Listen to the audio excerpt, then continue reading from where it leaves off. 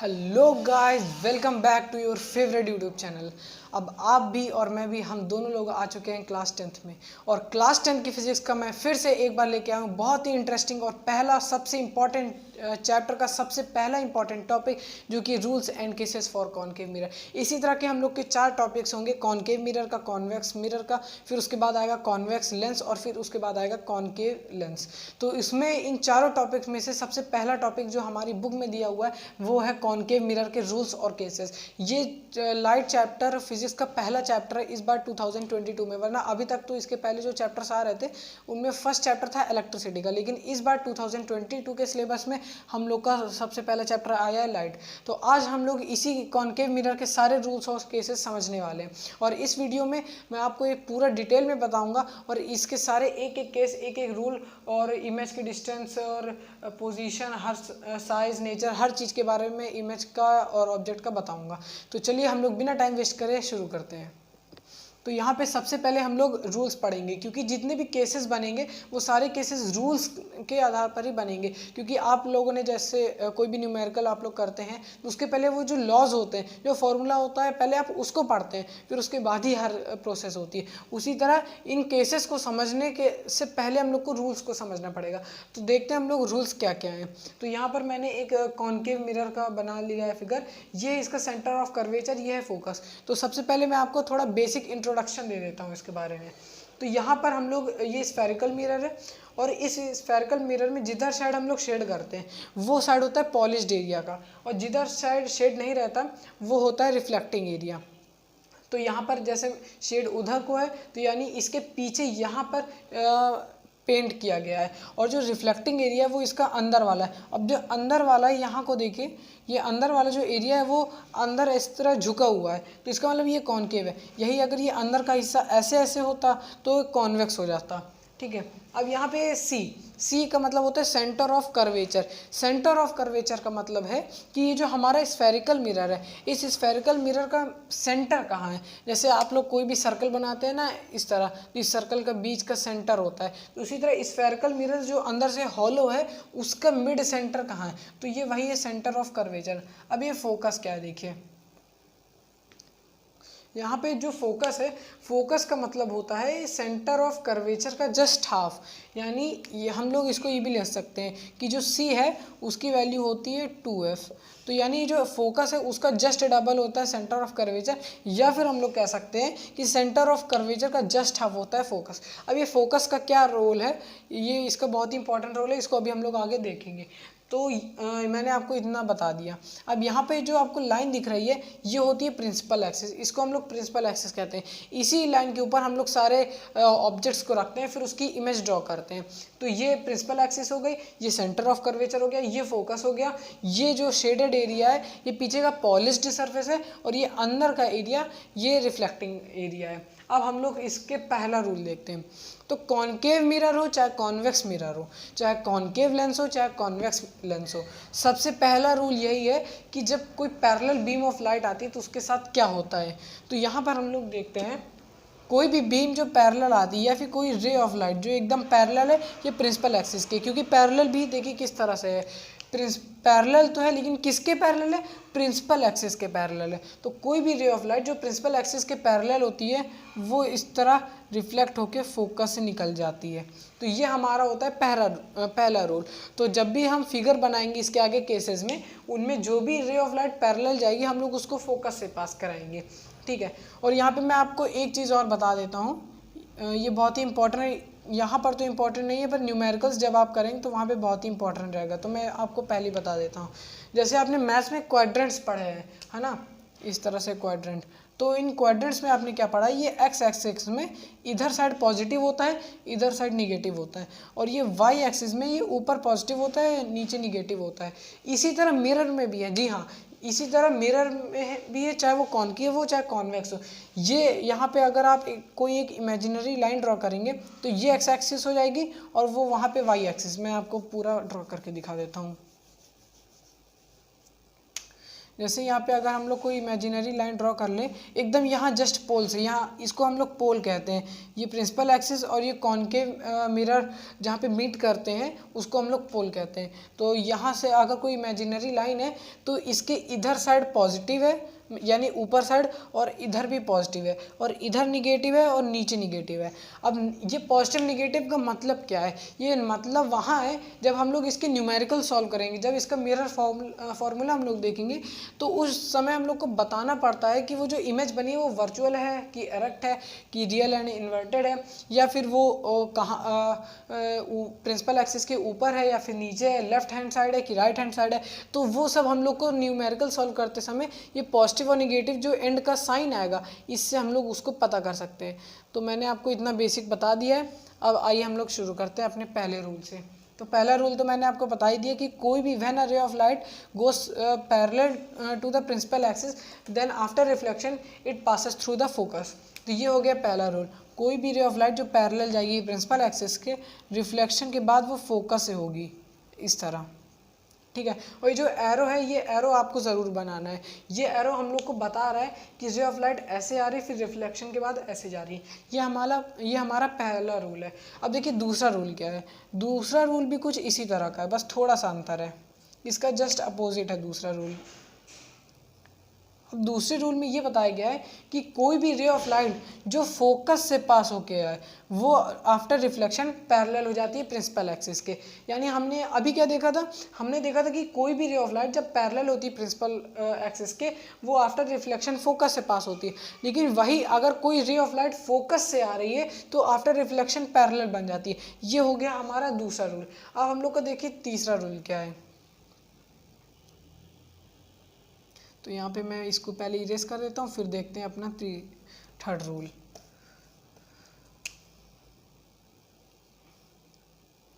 तो ये बन गया हमारा मिरर। हाँ, अब यहाँ पे थर्ड रूल ये कहता है कि कोई भी रे ऑफ लाइट अगर वो आकर पोल से टकराती है, ये मैंने इसको थोड़ा स्ट्रेट बना देता हूँ इसको। अगर कोई भी रे ऑफ लाइट वो पोल से टकराती है मतलब पोल से वो डिफ्लेक्ट होती है, तो आफ्टर रिफ्लेक्शन जो एंगल होगा प्रिंसिपल एक्सिस के और ये पोल का यानी एंगल ऑफ इंसिडेंट, उतने ही एंगल पे ये बाद में रिफ्लेक्ट हो जाएगी। जैसे ये आई और ये हो गई रिफ्लेक्ट, तो ये जो एंगल आई होगा ये जो एंगल आर होगा, इस कंडीशन में दोनों बराबर होंगे।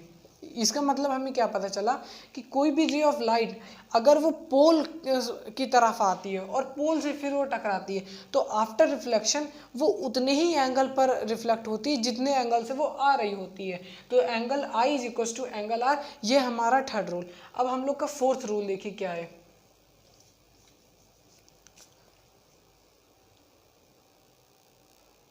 अब जो हमारा फोर्थ रूल है वो हमारे क्लास 9 के सर्कल्स चैप्टर का जो मैथमेटिक्स का चैप्टर है सर्कल्स, उसी से रिलेटेड है। अब हमने सर्कल चैप्टर में क्या पढ़ा था, ये कोई भी जैसे सर्कल है, हर सर्कल का उसका रेडियस होता है। सपोज ये रेडियस आर है।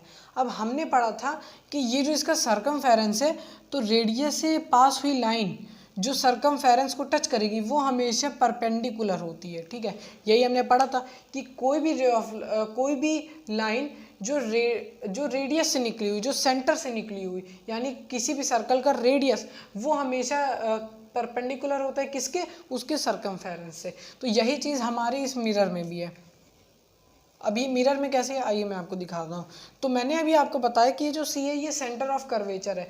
तो अगर आप थोड़ा सोचे ध्यान से तो ये जो सेंटर ऑफ कर्वेचर से लेकर पोल तक की डिस्टेंस है ये हम लोग का रेडियस ही तो है। ये जो स्फेरिकल मिरर है एक टाइम पे ये क्या होगा, ये तो अभी सिर्फ एक आर्क है स्फेरिकल मिरर की, इसका पूरा एक स्फेरिकल मिरर होगा, उसको बीच से कट किया गया होगा। तो ये सेंटर है और ये पोल है, तो ये जो डिस्टेंस है ये हमारा रेडियस ऑफ कर्वेचर ही तो है, और उसी रेडियस ऑफ कर्वेचर का हाफ है फोकस, ठीक है। तो यहाँ पर अब हम लोग का फोर्थ रूल ये है कि कोई भी रे ऑफ लाइट जो कि सेंटर ऑफ कर्वेचर से होकर जाती है और फिर वो मिरर में टकराती है तो यानी ये रे ऑफ लाइट गई सेंटर ऑफ कर्वेचर से होते हुए। तो अब हमको पता है कि ये सेंटर ऑफ कर्वेचर से होके आ रही है, यानी ये एक रेडियस है इसी स्फेरिकल मिरर का, तो ये होगी परपेंडिकुलर।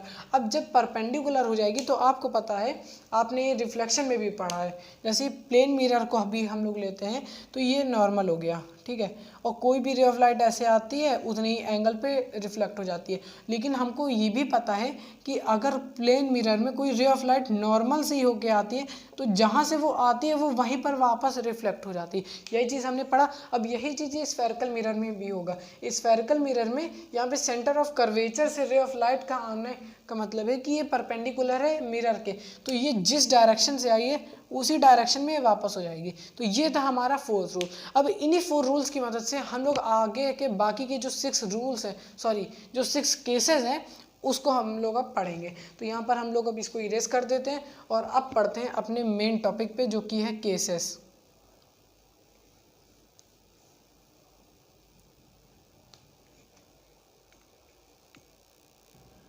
तो अब यहाँ पर देखिए हमारे पास जो पहला केस है वो ये है कि कोई भी ऑब्जेक्ट जब इन्फिनिटी में होगा तो उसकी इमेज कैसे बनेगी। अब यहाँ पे इन्फिनिटी का मतलब आप लोग इन्फिनिटी समझ रहे होंगे, लेकिन यहाँ पर जब हम लोग मिरर के केसेस में बात करते हैं तो इन्फिनिटी एक वो पॉइंट होता है जहाँ से आने वाली हर रे ऑफ लाइट वो पैरेलल होगी प्रिंसिपल एक्सिस के, तो उसी को हम लोग यहाँ पे इन्फिनिटी कह देते हैं। इन्फिनिटी जैसे अगर कोई छोटा सा स्फेरिकल मिरर है, अगर उसमें आने वाली हर light ray of light parallel बन जाती है सिर्फ इतने डिस्टेंस पर, तो उस मिरर के लिए सिर्फ इतनी डिस्टेंस ही इन्फिनिटी हो जाएगी। जैसे ये एक मिरर है तो इस मिरर की एक इन्फिनिटी रेंज होगी, मतलब कि कितनी दूर तक रे ऑफ लाइट वहाँ से आएंगी तो इस मिरर की प्रिंसिपल एक्सिस से वो पैरेलल ही आएंगी, बिल्कुल भी उनमें एंगल नहीं होगा, पैरेलल ही आएंगी, ठीक है। तो वही इस स्फेरिकल मिरर के लिए इन्फिनिटी बन जाएगा।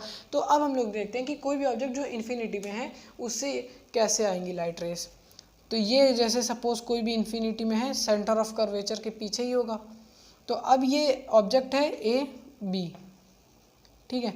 अब यहाँ से एक लाइट रे आई पैरेलल और आफ्टर रिफ्लेक्शन ये फोकस से चली गई, और फिर यहाँ से एक रे ऑफ लाइट आई और आफ्टर रिफ्लेक्शन ये फोकस से निकल गई। तो अब यहाँ पे हल्का सा यहाँ पे डिफरेंस बना है, लेकिन ये फोकस में ही मीट हो रही है। तो यहाँ पे पोजीशन ऑफ ऑब्जेक्ट क्या है, ये पोजीशन ऑफ ऑब्जेक्ट है एट इन्फिनिटी। अब यहाँ पे पोजीशन ऑफ इमेज क्या है, तो एट फोकस होगा, ठीक है, एट एफ मतलब फोकस। तो कोई भी ऑब्जेक्ट जो कि इन्फिनिटी में है उससे आने वाली लाइट रेज जब टकराएंगी तो वो फोकस में मिलेगी। अब उसका साइज क्या होगा, साइज उसका होगा पॉइंट साइज, ठीक है, पॉइंट साइज। अब पॉइंट साइज क्या होगा, आप यहाँ पे खुद ही देख सकते हैं जितनी भी लाइट रेज आएंगी।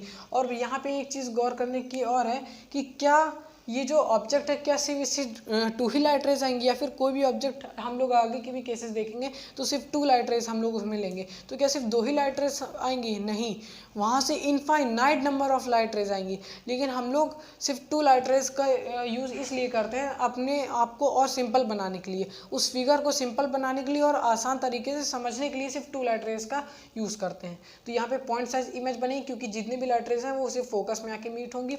अब नेचर क्या होगा, नेचर इसका होगा रियल एंड इन्वर्टेड, ठीक है।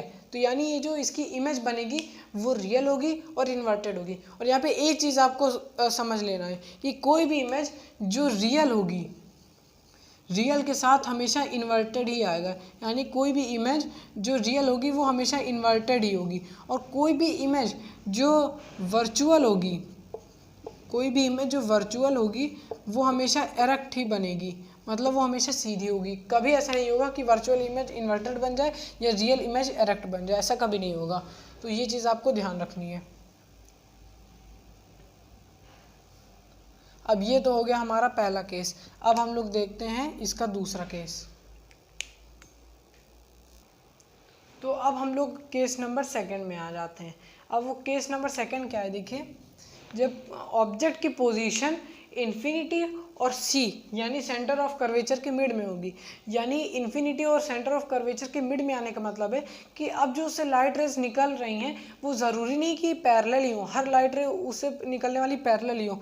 तो उस कंडीशन को हम लोग सेकंड केस मानते हैं between infinity and centre of curvature. तो यहाँ पे पोजीशन ऑफ ऑब्जेक्ट हम लोग लिख देते हैं between infinity and centre of curvature.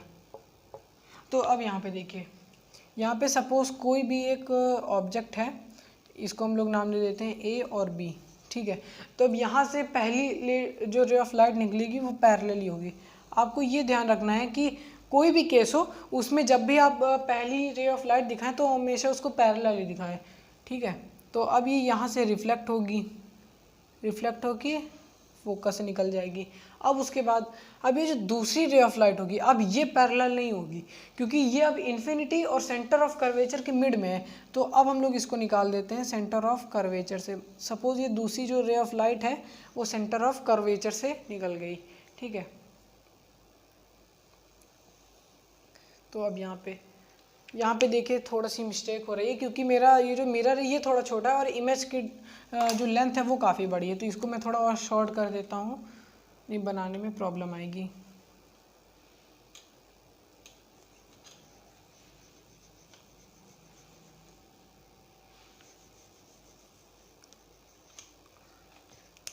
तो ये हो गई हमारी प्रिंसिपल एक्सिस, ये प्रिंसिपल एक्सिस में ये फोकस हो गया और ये हो गया सेंटर ऑफ कर्वेचर। तो सपोज़ हम लोग इतनी बड़ी इमेज मान लेते हैं। तो अब यहाँ से पहली रे ऑफ लाइट आएगी, वो टकराएगी, फिर उसके बाद ये हो जाएगी पैरेलल, फिर दूसरी रे of light centre of curvature से, फिर वो यहाँ पे टकराएगी। अब जो सेंटर ऑफ कर्वेचर से टकराएगी तो आपको पता है कि हर रे ऑफ लाइट जो कि सेंटर ऑफ कर्वेचर से आ रही है वो उसी पाथ में वापस हो जाती है। तो यहाँ पर ये एक रे ऑफ लाइट गई और ये एक रे ऑफ लाइट गई। अब ये टकरा के ऐसे फोकस से पास हो गई और ये ऐसे आ गई। तो अब यहाँ पे जहाँ पे दोनों रे ऑफ लाइट मीट करेंगे अब समझ जाइए कि वही हमारी इमेज है। तो यहाँ पे ये उल्टी इमेज हमारी बन गई। इसको हम लोग नाम दे देते हैं ए डैश और ये हो गई बी डैश। तो यहाँ से हमको क्या पता चला कि कोई भी ऑब्जेक्ट जो कि इन्फिनिटी और सेंटर ऑफ कर्वेचर के मिड में है उसके जो इमेज की डिस्टेंस होगी वो उसकी जो पोजीशन होगी वो कहाँ होगी, बिटवीन किसके, यहाँ पर देखिए बिटवीन सी एंड एफ, यानी बिटवीन सी एंड एफ, ठीक है। अब यहाँ पे साइज़ क्या होगी, यहाँ पे आपको साइज़ दिख रहा है मतलब छोटी है, यानी ये जो ऑब्जेक्ट की साइज़ है उसी इमेज की साइज़ छोटी है। तो लिख देंगे यहाँ पे smaller than the object, smaller than the object, ठीक है। अब यहाँ पे नेचर देखिए क्या है, नेचर यहाँ पे उल्टी इमेज बन रही है। तो उल्टी मैंने आपको क्या बताया था कि कोई भी इमेज जो इन्वर्टेड है वो रियल होगी। तो यहाँ पे हम लोग लिख देंगे रियल एंड इन्वर्टेड, ये हो गई हमारी रियल एंड इन्वर्टेड इमेज। अब हम लोग केस 3 की बात करते हैं। तो अब यहाँ पे हमारे पास केस 3 है जब ऑब्जेक्ट एट सी में होगा यानी सेंटर ऑफ कर्वेचर में। तो अब यहाँ पे देखिए क्या होगा, इसको मैं पहले इरेज कर देता हूँ।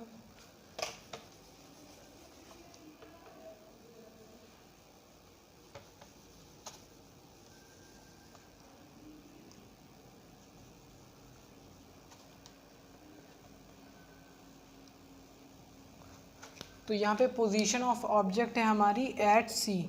अब यहाँ पे पोजीशन ऑफ ऑब्जेक्ट इमेज बताना है, फिर साइज बताना है और फिर बताना है नेचर कि उसका नेचर कैसा होगा।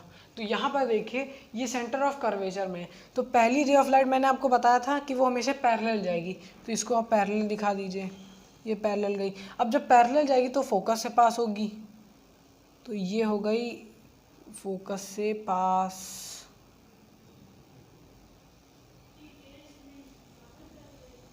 अब देखिए अब ये फोकस से पास होने के बाद अब जो दूसरी रे ऑफ लाइट है वो फोकस से निकलेगी क्योंकि ये पैरेलल अब दूसरी वाली नहीं हो, क्योंकि अब ये कहाँ है, सेंटर ऑफ कर्वेचर में है।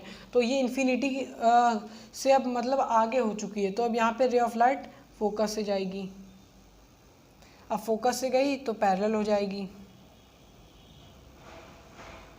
देखिए इसीलिए मैंने आपको पहले सारे रूल समझा दिए, क्योंकि इन्हीं रूल्स से हमारी इमेज बनेगी और हम लोग इसको दिखाएंगे। तो यहाँ पे ये सेंटर ऑफ कर्वेचर, तो यहाँ पे इसमें इमेज का जो पॉइंट मिल रहा है वो थोड़ा इधर है, लेकिन जो इमेज बनेगी वो यहाँ पर बनेगी ऐसे। इसको क्योंकि बनाने में थोड़ी प्रॉब्लम हो गई है, इसको सही कर देते हैं। और ये फोकस से पास होके ऐसे हो जाएगी, सॉरी।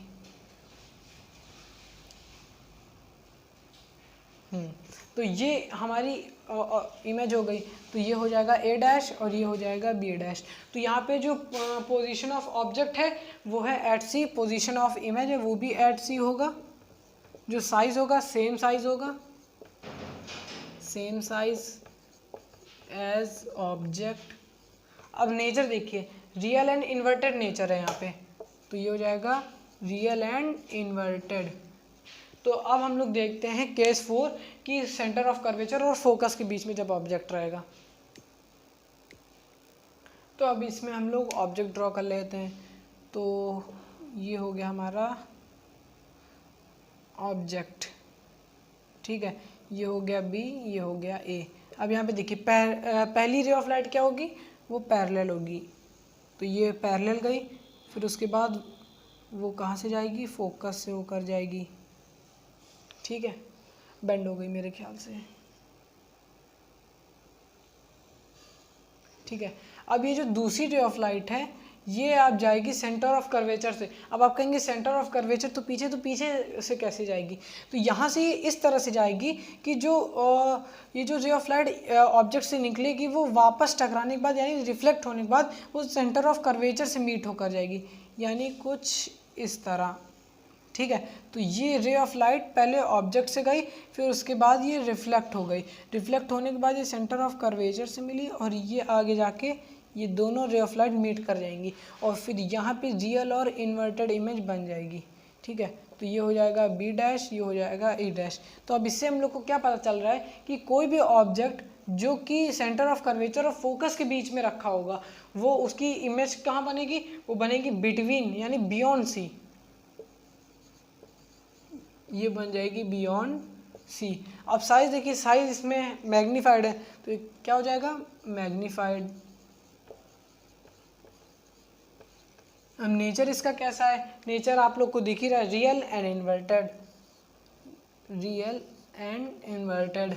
तो ये हो गया हमारा फोर्थ केस। अब हम लोग देखते हैं कॉन्वेक्स मिरर का फिफ्थ केस। तो फिफ्थ केस में कहाँ होगा, जब ऑब्जेक्ट की जो पोजीशन होगी वो फोकस में होगी। तो यहाँ पे हम लोग फोकस में एक ऑब्जेक्ट ड्रॉ कर देते हैं। सपोज ये है हमारा ऑब्जेक्ट। अब इस ऑब्जेक्ट में जो पहली रे ऑफ लाइट, इसको हम लोग पहले नेम भी दे देते हैं, ये हो जाएगा ए, ये हो जाएगा बी। तो अब यहाँ पे पहली रे ऑफ लाइट पैरेलल जाएगी। अब पैरेलल गई है तो फोकस से पास होगी, तो ये हो गई फोकस से पास। अब जो दूसरी रे ऑफ लाइट है अब वो पोल से जाएगी, क्योंकि अब देखिए ये फोकस में ही खड़ा है तो ये इसकी दूसरी रे ऑफ लाइट फोकस से नहीं जा सकती ना, ऐसे तो इसकी रे ऑफ लाइट नहीं चली जाएगी क्योंकि पहले से ही फोकस में, तो ये हल्का सा बेंड करके जाएगी। तो हम लोग मान लेते हैं कि ये पोल से टकराएगी और पोल से ही रिफ्लेक्ट होगी। तो ये जब पोल से रिफ्लेक्ट होगी तो हम लोग को क्या पता था, हम लोगों ने फोर्थ रूल में क्या देखा था कि जो एंगल ऑफ इंसिडेंस है वो एंगल ऑफ रिफ्लेक्शन के बराबर होगा। तो ये हो गया एंगल ऑफ रिफ्लेक्शन। तो यहाँ पे क्या है, जो एंगल ऑफ इंसिडेंस है वो एंगल ऑफ रिफ्लेक्शन के इक्वल होगा। तो यहाँ पे देखिए ये जो रे ऑफ लाइट है ये हल्की सी बेंड हो गई, ये जो रे ऑफ लाइट है ये दोनों पैरेलल जा रही हैं। अब पैरेलल जाने का क्या मतलब है कि ये जो इसकी इमेज है वो इन्फिनिटी में बनेगी, मतलब हम लोग इसको मान लेते हैं क्योंकि इसकी रे ऑफ लाइट कभी मीट ही नहीं करेंगी, ये पैरेलल है तो मीट नहीं करेंगी, तो हम लोग इसको मान लेते हैं कि इन्फिनिटी में जाएंगी, ठीक है। तो इस पोजीशन ऑफ इमेज क्या होगी, एट इन्फिनिटी, ठीक है। साइज क्या होगा, ये इसका साइज होगा हाईली मैग्नीफाइड, हाईली मैग्नीफाइड। और फिर उसके बाद नेचर इसका कैसा होगा, नेचर इसका होगा रियल एंड इन्वर्टेड, क्योंकि आप देख सकते हैं ये जो पहली रे ऑफ लाइट गई है तो ये नीचे है और ये जो दूसरी रे ऑफ लाइट है ये ऊपर है, तो यानी जो इसकी इमेज बनेगी वो ऑब्वियसली उल्टी बनेगी। तो ये क्या हो जाएगा, रियल एंड इन्वर्टेड। और आपको ये चीज़ भी ध्यान देनी है कि जो कॉनकेव मिरर होता है उसकी सेम प्रॉपर्टी होती है एज कॉन्वेक्स लेंस, और जो कॉनकेव लेंस होता है उसकी सेम प्रॉपर्टी होती है कॉन्वेक्स मिरर जैसी। तो इन दोनों में आपको याद रखना है कि जो कॉनकेव मिरर है या फिर कॉन्वेक्स लेंस, इसमें सिर्फ एक केस में ही वर्चुअल एंड एरेक्ट इमेज बनेगी, बाकी की सभी में बनेगी रियल एंड इन्वर्टेड। तो यहाँ पे हाईली मैग्नीफाइड मैं आपको बता देता हूँ कि क्यों है। तो यहाँ पर देखिए, ये जो पैरेलल रे ऑफ लाइट गई हैं, ये सच बता रहा हूँ, मतलब एकदम प्योर पैरेलल नहीं होती, ये हल्का सा डिफ्लेक्ट रहती हैं, एकदम प्योर पैरेलल ये नहीं रहती। तो आप इसको थोड़ा इमेजिन करिए, जब ये हल्का सा भी इसमें एंगल का डिफरेंस रहेगा तो आगे जाके कितनी दूर पे ये मीट करेंगी, यानी हम ये बहुत ही ज़्यादा डिस्टेंस में मीट करेंगी। आप इसको देख रहे हैं कितनी ज़्यादा डिस्टेंस में जाती जाएगी और काफ़ी डिस्टेंस बाद ये मीट करेगी। तो इसको हम लोग इसीलिए इन्फिनिटी माने कि जो इसकी इमेज बनेगी वो इन्फिनिटी में बनेगी। अब दूसरी बात ये कि हाईली मैग्नीफाइड क्यों है, आप इसका एंगल देख सकते हैं कि ये जो ऑब्जेक्ट था वो ऐसे रखा हुआ है, लेकिन जो इसकी लाइट रेज जा रही है वो दूर तक जा रही हैं। तो जब इसकी हम लोग इमेज देखेंगे प्रिंसिपल एक्सिस से, तो आगे जब ये मीट करेंगे तो कितनी ज़्यादा बड़ी इमेज बनेगी। इसलिए हल्के से एंगल का डिफ्लेक्शन होने की वजह से इसकी जो इमेज बनेगी वो हाईली मैग्नीफाइड होगी और इतनी ज़्यादा दूर बनेगी, इसलिए हम लोग पोजीशन ऑफ इमेज मान लेते हैं एट इन्फिनिटी। तो ये हो गया हमारा फिफ्थ केस। अब हम लोग देख लेते हैं लास्ट सिक्स्थ केस। अब ये लास्ट जो सिक्स्थ केस है, इसमें हम लोग की जो इमेज बनेगी वो बनेगी वर्चुअल एंड एरेक्ट। तो आइए देखते हैं कि कैसे जब इमेज फोकस और पोल के बीच में होगी तो उसमें वर्चुअल और एरेक्ट बनेगी। तो यहाँ पर सपोज कर लेते हैं कि यहाँ पे कोई एक ऑब्जेक्ट है, ठीक है, उस ऑब्जेक्ट को हम लोग नेम दे देते हैं ए बी। अब इस ऑब्जेक्ट से देखिए लाइट रेस कैसे निकलेंगी। अब देखिए, क्योंकि ये ऑब्जेक्ट बहुत ही ज़्यादा पास है पोल के और ये फोकस से भी आगे है, तो इस वजह से इस टाइम पे जो इससे लाइट रेज निकलेंगी वो पैरेलल नहीं निकलेंगी। क्योंकि देखिए, कोई भी जैसे मैंने आपको बताया था कि एक इन्फिनिटी ऐसी रेंज होती है जिससे निकलने वाली हर रे ऑफ लाइट पैरेलल होती है। अब उसकी भी रेंज है कि वो रे ऑफ लाइट कहाँ तक पैरेलल बनेंगी, मतलब कौन सी ऐसी डिस्टेंस है कि मिरर में वो पैरेलल आएंगी। तो वो डिस्टेंस होती है फोकस। फोकस के अगर आगे कोई भी ऑब्जेक्ट होगा तो उससे पैरेलल रे ऑफ लाइट नहीं जाएगी। तो इसको हम लोग जो मानेंगे रे ऑफ लाइट, वो हम लोग सेंटर ऑफ कर्वेचर से मानेंगे। मतलब इससे ऐसी रे ऑफ लाइट निकलेगी जो वापस रिफ्लेक्ट होकर सेंटर ऑफ कर्वेचर से मीट करेगी।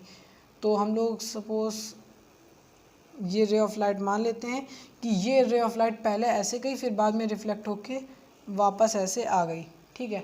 अब इधर जो दूसरी रे ऑफ लाइट निकलेगी वो पोल से टकराएगी, क्योंकि अब यहाँ पे जब हम लोग पोल से टकराएंगे, अब देखिएगा क्या होता है।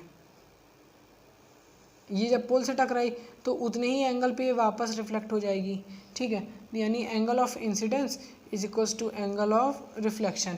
तो अब जब हम लोग यहाँ पे आप देख सकते हैं कि रे ऑफ लाइट ऐसे जा रही है, मतलब कि और फैलती जा रही है, इनकी इमेज तो कभी बनेगी नहीं, क्योंकि ये एक्चुअली में कभी मीट ही नहीं करेंगी ये रे ऑफ लाइट।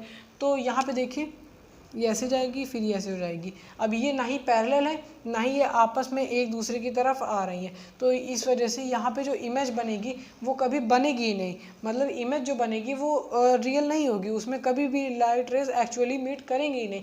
तो अब हम लोग इसको मान लेते हैं कि कभी कहीं पर पीछे जाके इसकी जो इमेज है वो मिरर के पीछे कहीं पर जाके मिलेगी। तो सपोज़ ये देखिए, हमने इसको ज्वाइन कर दिया, इसको ज्वाइन कर दिया, तो मान लेते हैं कि यही हो जाएगी हमारी इमेज और इसको नाम दे देंगे ए डैश, ये हो जाएगी बी डैश।